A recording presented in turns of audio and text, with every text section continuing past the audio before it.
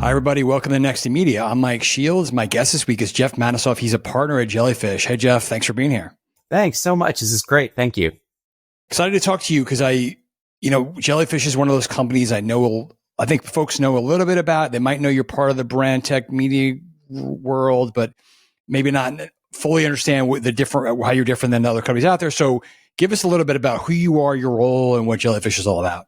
Great. Thanks so much. So, I'm Jeff Matisoff, a partner, one of the partners leading Jellyfish. And Jellyfish is a global digital marketing agency with services from media to creative to SEO, analytics, our AI proprietary technology, run the gamut from any digital marketing needs that marketers have. Jellyfish is a great spot for us. We're global. We're in 50 countries. We have 1,800 people. And what is the superpower of Jellyfish is that we are big enough to be able to take on meaty challenges and put these services together in ways that are bespoke for brands. But we're small enough that we can be nimble, that we can, again, put the right offering for the right client in whatever country we want. We don't have different P&L or structure issues that we have to work around. You're not a massive holding company. You don't have all this layers and levels and things like that. Exactly. But if we have a client in the US who wants to expand to Germany or Australia, we can do that. Or if we have a client who's a media forward client, but we see value of adding some new creative in, whether done by AI or our creative team, we can do that more easily. Right. And as part of the brand tech group, as you mentioned, I came in through that acquisition of Jellyfish. We were part of David's brand tech group before the acquisition of Jellyfish. So they were invested in you guys, and then they got married. Yeah, exactly. So we had been, as part of brand tech, we were looking at what were a major acquisition we could make to forward the group. And we looked at 120 companies in a year and a half. And really we looked at Jellyfish and then 100 plus other companies to make sure it was Jellyfish. And it always was. Our ability to work together, to move fast together, to put technology and data first, to find like a third way that isn't holdco or isn't stringing mom and pop shops around the world together. Has just been awesome. It's been a great 2.5 years. And how did you come up through the business? Were you a media person, brand guy, middle, everything? Yeah. So started in an integrated small marketing agency in New York, then more focused in media at Publicis and Moxie on US clients. Wow, I haven't heard that one in a while. Exactly. That's an OG. 2007.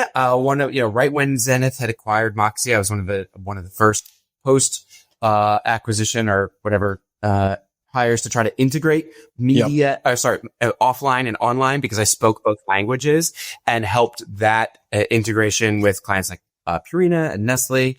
Then have been both run integrated shops and just media shops. So my day job is more media and analytics, but my night job of looking after any of our big clients, regardless of media creative or how we push those things back together to just solve client problems, is kind of what I do.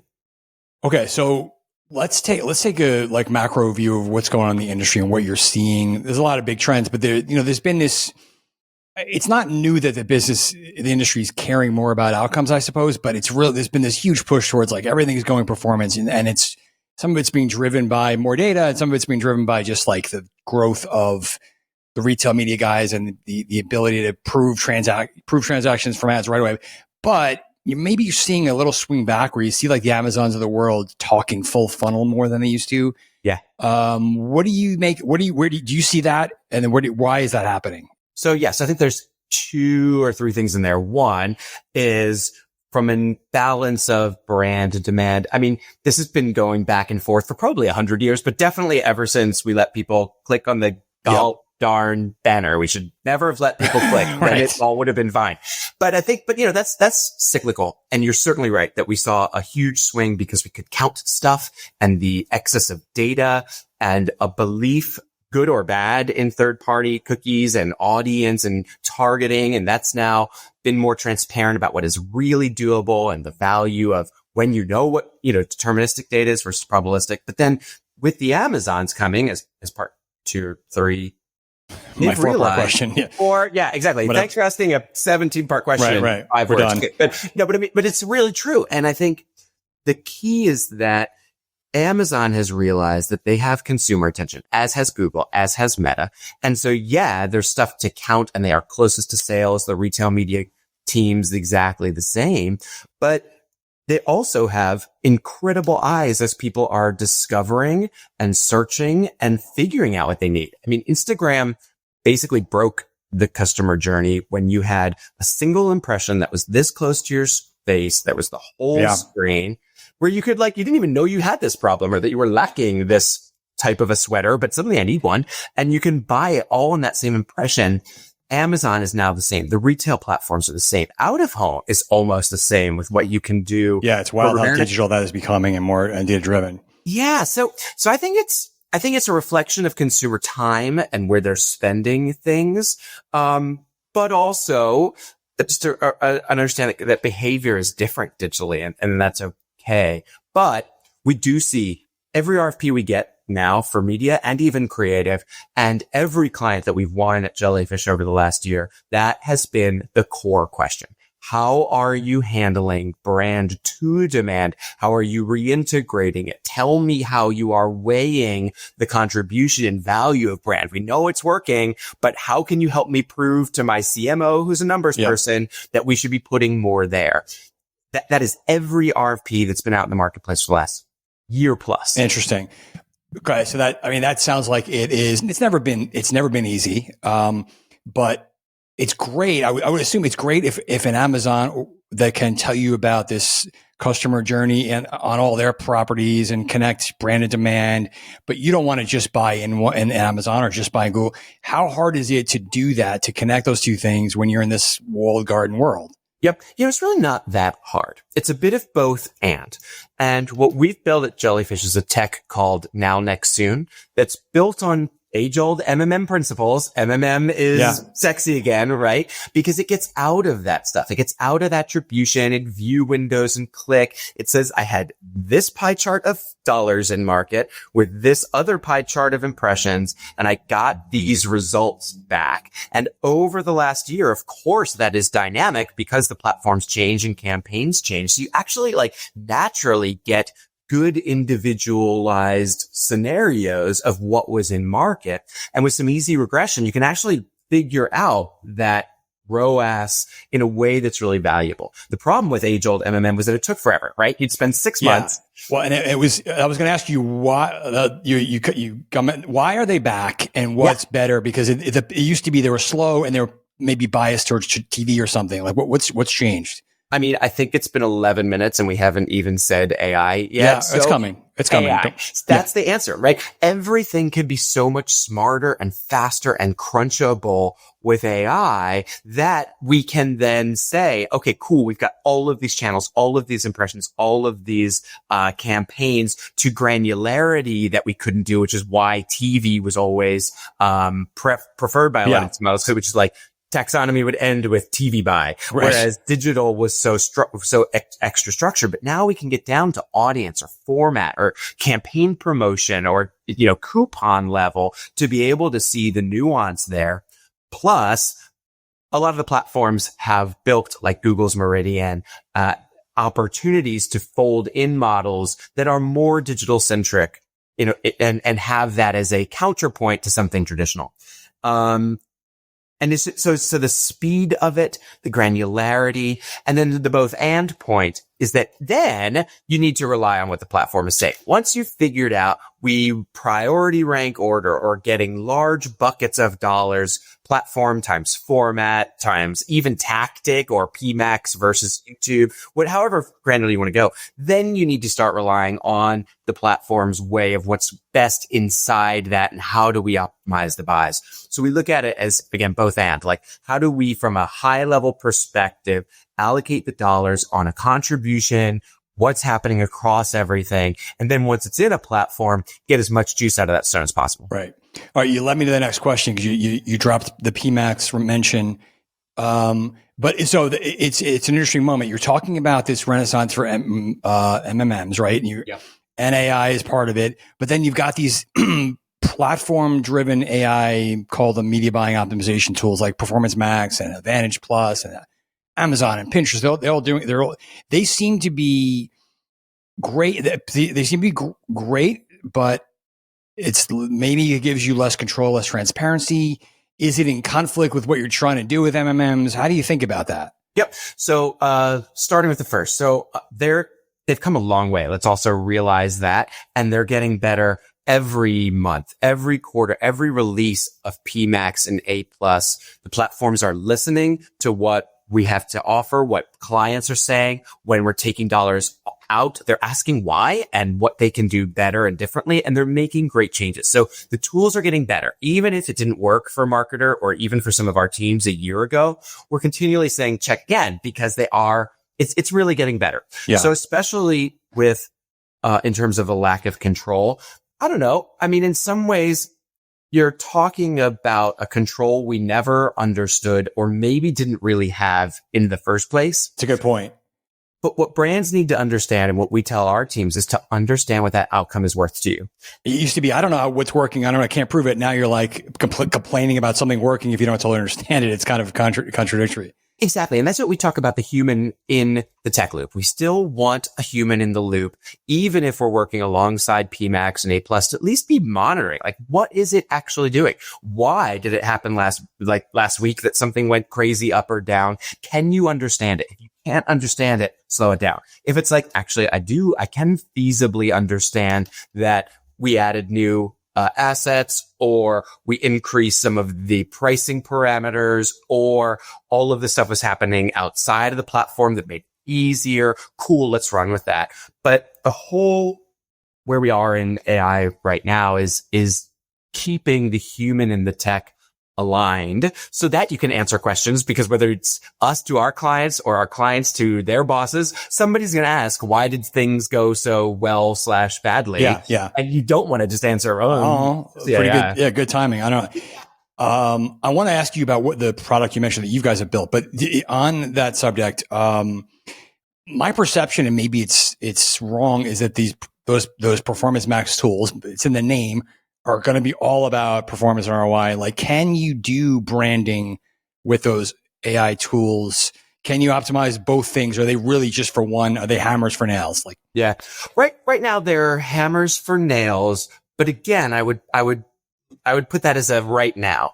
Also, there are other AI tools that Google and Amazon and Meta are releasing to think about things that are not just heavy bottom funnel, like demand gen for Google, which is YouTube and shorts and stuff. So I think that they're experimenting with other ways, but branding means different things to every brand, and the KPIs are different. And so it's a broader struggle, I would imagine, as much as PMax with search and now with display and now with video, but focused on a KPI that ads understands in a different way is my guess. But I would bet that in 6 months, 9 months, definitely a year, we'll be using branding tools with the platforms in the same way that we use demand gen.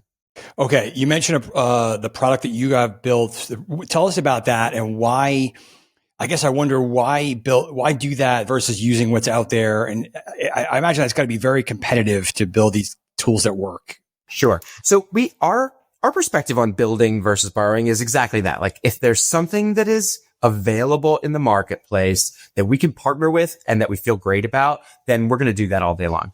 Our MMM solution is a mix of different components. We're using Google Meridian and other third-party models underneath, but we've crafted our own perspective on how brands should integrate with it, how our teams should learn from it, and the insights that it provides. And nothing like that existed. So our analytics team and our data science teams built it, and it's just how we do planning in a data-driven, non-panel-based, not this is what 3,000 consumers said, but like, this is what your last 2 years of data suggests you should do to optimize and analyze your media component, which is different than our approach to Gen AI. We bought a company called Pencil. Right. There's AI and there's AI. Like, these are very different things we're talking about here. Exactly. So for MMM, it was easier for us to kind of do a bit of building and borrowing to put this solution together. Right. But for Gen AI, you bought a company. Why that move? So Pencil is phenomenal. And I'm not sure if you're familiar with the Pencil offering that we bought about 2 years ago. I know like a little bit. So it's really an exciting piece of kit. And It is Gen AI for ad format creation, links to the major LLMs, but most importantly, it links directly to a marketer's ad accounts so that it can forecast performance. It can say, okay, here are 10 things that the marketer and the AI together created.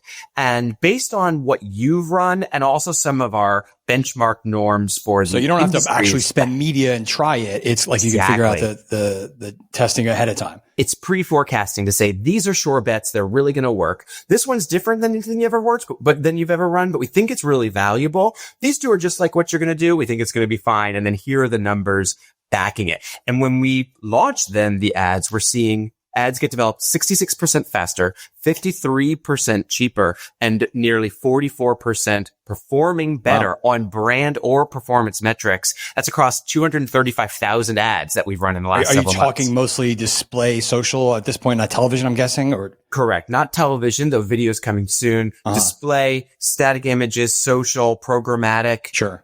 Banners, video coming very soon. Okay. No, given what you're seeing in the market and what your experience is different, do you think it's hard to know, but are we heading towards are all the big agencies, whether they're media shops, integrated marketing, whatever, is everybody going to have to build their own AI tools, buy something? Because you don't think of agencies as being able to do they're not going to build their own LLMs. They're not 1,000 engineers, but like, what's that going to look like if you have a vision? I mean, it's such a great topic. And this is what I'm really passionate about right now is we're figuring out our own way in this. We are, again, we're 1,800 people and we're not going to build an LLM to beat Gemini. Like that's not going to happen. Yeah. I don't think Omnicom is going to build one. And it's going to be the same way with programmatic, right? Like everyone tried to have their DSP and their bidding solution. 3 or 4 have won. Right. Cool. Guess what? It's going to be the same way. Yeah. Let's be realistic AI. about technology. Yeah. But what's cool about Pencil and like what I remember all the times why the founders named it Pencil is because they wanted it to be a tool that creatives used to develop ads, not something that was replacing a creative. So when I think about media and what our teams do to get the jobs done, to steward client investment, to steward brand performance or brand, outcomes, to get the taxonomy right, all of these things, what tool would they want from an AI perspective to do that faster, to do it with less errors, to get launch times from 2 weeks to 2 hours, like that kind of stuff. And that's what we're playing with. That's where we think agents and even just workflow automation can have a huge, huge impact because AI is a thing now that it wasn't 2 years ago. It's always been a dream, but now we can really do it. And so I think that's what agencies will start to do is to look at their own process and workflow to say, how can AI help in the things that we're doing, take cost or time out of our equations, not something that's going to beat OpenAI or beat Claude, What have you found in your organization may be different than a traditional holding company, but I've had my own like mini journey of, I don't want to use any of this stuff. No, I don't want this. Leave me alone to, okay, fine. And now it's actually helping me work better. Yeah. Are your staffers resistant? Are they getting trained? Is everybody in a different place? Like, what's that look like? Yeah. So I would say Jellyfish has always been a very tech forward, very don't throw bodies at this problem to make it go away. We're not a holding company where we charge by bodies or have thousands and thousands of junior assistants who we have to worry about. So it's always been, how can I use tech to solve this problem? So we don't have much laggards or fear about it. If anything, a lot of our client contracts keep us from using some easy systems like note takers and things. And, interesting. And people are begging for it. So all the more reason why our focus is on what is our work? What is the jobs that people are doing? How do we make this so that instead of a media mid-level person working on 2 accounts, they can work on 15 accounts because the monotonous parts of their job are AI-ified. So that's the clients and the lawyers have to catch up a little bit to where you guys are. Legal, just generally, whether ours or clients or anyone's has to catch up for sure. But I would say that, last year was such a wow year of AI There, at the beginning of last year, there was certainly hesitation. Your personal journey is exactly right. Over last year, it was mine too, of like, oh, I don't know about this. Is this the fad? Is this the metaverse? I know how to write an email. Leave me alone. Yeah. Exactly. I could summarize the email by myself. I'm good. But now it's finding ways to be super valuable. And our teams are seeing that. Our clients are seeing that. A lot of our clients are tech partners or fashion or entertainment or travel that are going through the same AI evolution in their own company. So it's not just like, oh, marketing's doing this weird thing. They're seeing it in finance. They're seeing it in HR. So they're being pushed as well. And I think that's 25 versus 24, you know? Sure. A little bit of a left turn in this question, but I'm thinking about all the stuff we're talking about being more analytics driven, data driven, trying to use these AI models. How does that fit in with every brand is trying to figure out where the creators fit in their media diet more? It seems very not like this, or it seems like it's very much driven much more about brand and association and old school marketing to a degree. How does that plug into your organization, if it does, or is it a totally different discipline? Yeah, no, not at all. It's probably the second most prolific question we get in RFPs is how are you organizing creators and organic content into paid or amplified? Consumers don't notice. Our organization as a marketer, our clients are siloed. How can you help us bring it back together? And so whether that's creator and influencer programs that we do as Jellyfish or with our sister agency in the group collectively, it's another collectively, folks. Yeah. And I mean, they're amazing at it, and it's a real center of gravity, and it isn't one or the other. We understand what creators contribute, the audiences they bring, the content they bring, the perspective they bring, and yet can also have both and again of the smarts around how much to put behind it, how much to value, what their contribution to the overall plan is. We're able to run pretty small, not micro, but like mid-size creator efforts through our Now Next Soon MMM and understand. I was wondering, that feels like the kind of thing that wouldn't fit in a model, but you're figuring out a way to do it. Yeah, it does. Again, as long as the data is scalable, again, if it's a micro where we spend a couple grand on a couple boosting posts, probably not. But if it's a consistent program that one of our clients is working with a couple of creators or a vast number on, we can quantify that. Interesting. Another thing I want to ask you about, not related at all, but I saw you've commented about this and written about it. Brand safety has been it's been a challenge up and down for the industry for a number of years. Yeah. There's recent stuff bubbling up with scandalous things being found with analytics, but then there's also this like seeming shift in the tides lately of like, we're in this Trump era. No one cares about this stuff anymore. No one cares about things that mattered last year, which I hate to think that way, but I wonder, has that come down in terms of priority or interest among clients? Are you still very focused on it? What's going on there? It's still so close to clients because they value their brand and where their brand presents and is located is of prime value to them. So they're not in this no apologies masculine energy era. not en masse, but the important part there is that there shouldn't be an en masse response to brand safety. It is hyper personalized and individualized and customized to every brand. And there are marketers who are like, thank you for all of this discussion. I know you're really smart, but I want the cheapest impressions I can find to get the lowest cost leads in. Thank you.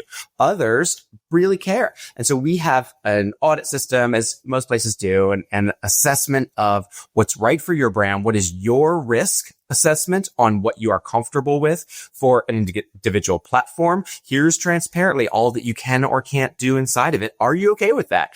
And in previous gigs, we've left platforms because we weren't okay with it. Here we have those conversations honestly ongoing. I don't see any difference on this one thing in the Trump era, but I think it's because most marketers have gotten into that rigor of knowing this is how we do it. They're versed in it. I haven't seen anyone back away from DV or IAS or something, but it's still crucial to marketers. Okay. I'll let you out of here on this one. This is a open-ended question, but what are we not talking about enough? What are some trends you're seeing that are really interesting, or some things come around the corner that we should be thinking about in the industry that are exciting to you, or obstacles that we're not talking about? What's kind of on your radar? Yeah. two or three things popping. And the first thing is the real opportunity that CTV is going to decimate linear for real this time. Yeah. We've been saying that since, I don't know, since someone plugged in their laptop to their TV screen, but now it's really the case with sports, live news, the Beyonce Bowl and the Oscars, all of this being streaming. The real revolution in linear is coming, and our clients see it. We have several RFPs that we've entered and said, we don't have traditional TV buying, but let us prove to you that CTV can do it. And we've won those discussions. Interesting. Marketers are starting to hear it this time. Yeah. So that I think is really, really exciting because again, it's real. Second thing, we did talk about AI, and we have a team, investment analytics, that's IA. So of course that's not helpful, but, where AI is really going to impact, speed up, make easier the management of billions and billions of dollars. Like the idea that we have, some laxity around how agencies manage this massive amount of money, whether you're us or the stakes are high. Like it's a big deal. Huge. And we have almost no automation to help with that.